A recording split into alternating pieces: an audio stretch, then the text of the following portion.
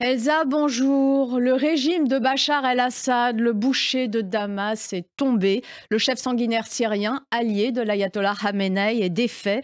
Sa chute représente pour les révolutionnaires iraniens qui combattent au cri de femme, vie, liberté, un espoir sans précédent. Jamais la possibilité de voir s'écrouler le régime islamique d'Iran n'a été si concrète et si palpable. Les proxys du régime iranien se trouvent mis hors d'état de nuire les uns après les autres depuis la riposte au 7 octobre 2023.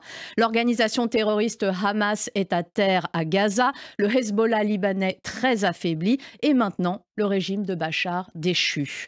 Alors qu'Assad fuyait son pays samedi, les rues de Téhéran voyaient les manifestants battre le pavé encore et malgré la répression. En novembre, un Iranien était pendu toutes les 5 heures. Une autre boucherie que celle d'Assad. Et puis il y a les divisions qui s'amplifient au sein du corps des gardiens de la révolution islamique, la milice du guide suprême. Les jeunes radicaux du CGRI reprochent à Khamenei sa gestion désastreuse de la question syrienne. Avec la chute d'Assad, la colère de cette frange radicale s'amplifie contre l'oligarchie accusée de ne pas avoir su défendre la Syrie, considérée comme un sanctuaire chiite. Or, ces jeunes radicaux ont pour mission de réprimer les révolutionnaires iraniens dans les rues du pays. Sans eux, le régime serait déjà à genoux. Dans le même temps, Ali Khamenei est en mauvaise santé. À 85 ans, la crise de succession guette. C'est dire si la chute d'Assad arrive au pire moment. Reste une inconnue, la capacité de l'opposition iranienne à faire émerger un chef de la révolution, celui que la population suivra pour renverser le bourreau qui l'oppresse. Voilà, vous pourrez lire ce billet dans la revue Franc-Tireur en kiosque cette semaine. Vous y lirez ce billet, mais aussi le franc-parler de Caroline Fourest, bien sûr. Ça s'appelle Miracle diplomatique, où il est question de la réouverture de Notre-Dame, bien sûr, et du futur président américain, Donald Trump, que l'on a vu posant sur le perron de l'Élysée aux côtés du président ukrainien Volodymyr Zelensky. À qui le tour? C'est notre une cette semaine, alors que le régime de Bachar el-Assad est tombé. Qui sera le suivant? Quelle autre tyrannie va s'effondrer comme tout colosse au pied d'argile dans la foulée de la dictature syrienne? Le régime islamique d'Iran n'a jamais été aussi faible, je vous le disais. Vladimir Poutine, de son côté, voit l'axe Moscou-Téhéran vaciller et certaines bases russes disparaître en Syrie. Bref, les tyrans ont la vie dure et se posent la question de la possibilité de les voir, si ce n'est chuter, du moins en difficulté. Valse après Bachar, c'est d'ailleurs un papier de David Medioni et qui a posé 5 questions à Hugo Micheron, le spécialiste du Moyen-Orient et des djihadistes qui anticipait déjà la fragilité de Bachar el-Assad dans la réédition de son livre La colère et l'oubli.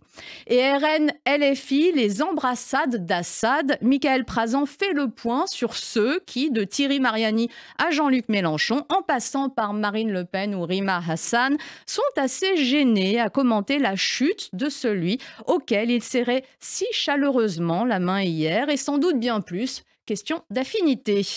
Et une cigale déguisée en fourmi ou quand Benjamin Dard décide de faire le point sur ce Rassemblement national, Jean-Philippe Tanguy en tête, qui prétend vouloir réduire la dette publique tout en défendant des choix qui ne contribueraient qu'à la creuser.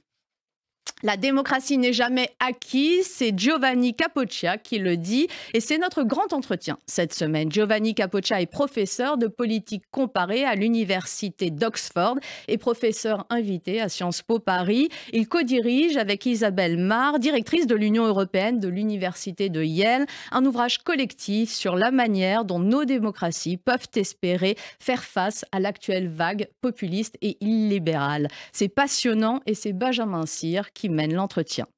Notre-Dame des Fous, c'est le complot de la semaine que nous relate David Medioni et qui nous dit comment, pour certains conspis, ces adeptes de la théorie du complot, expliquent la rénovation de Notre-Dame comme l'œuvre d'un projet sataniste ourdi par des francs-maçons. Preuve à l'appui, évidemment. C'est grotesque, à défaut d'être gothique. Voilà le portrait qui fâchera de Sédek cette semaine. Juif mais pas trop, c'est sans doute ce qui définit le mieux ce groupuscule juif antisioniste qui cautionne la destruction d'Israël, voit de l'islamophobie partout et de l'antisémitisme nulle part, pour le plus grand bonheur de la gauche radicale pro-Hamas qui s'en sert comme d'une caution inespérée, il faut bien le dire. Plein de choses encore dans ce numéro 161 de Franc-Tireur et comme chaque semaine, l'éditorial de Raphaël Enthoven, la loi d'amnistie, et qui nous parle d'Amnesty International et de comment cette ONG historiquement soucieuse des droits humains est devenue une école du mensonge qui trafique le langage dans le but d'asseoir son idéologie. De ces accusations faites à l'Ukraine de Zelensky en 2022 à sa réécriture des événements du 7 octobre 2023 en Israël, comment Amnesty est devenue un label de désinformation. C'est Raphaël Enthoven qui vous l'explique. Voilà, la raison est un combat, c'est le nôtre à Franc-Tireur, combattre toutes les formes d'extrémisme aussi.